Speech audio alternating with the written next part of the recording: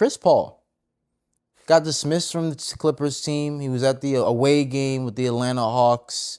Pretty much just put it like this: since Chris Paul has been out, honestly, we've seen not only the Clippers at a low as far as a record. Right now, I believe they're 6-19. Even with the healthy roster, which is concerning because, having a Kawhi, who we all say that, he's good when he's available, but obviously when he's not available, it's just like they're fucked.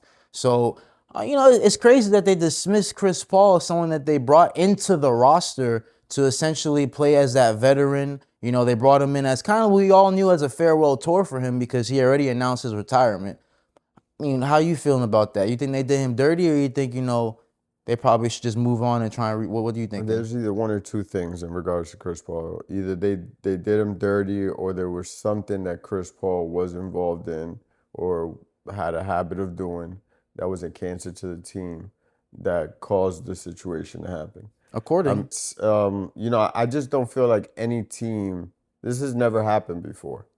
And we've seen players of less caliber than Chris Paul, of less stature than Chris Paul. Chris Paul is the first ballot Hall of Famer, probably top 10 point guards to ever play the game. Some would argue he's number probably 2 in steals right now, if I'm not mistaken.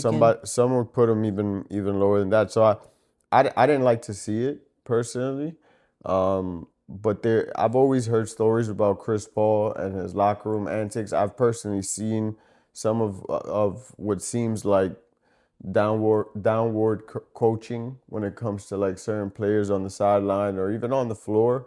So I think there's a time and place for things like that, especially for a leader like Chris Paul. I think he was having a little bit of little man syndrome though.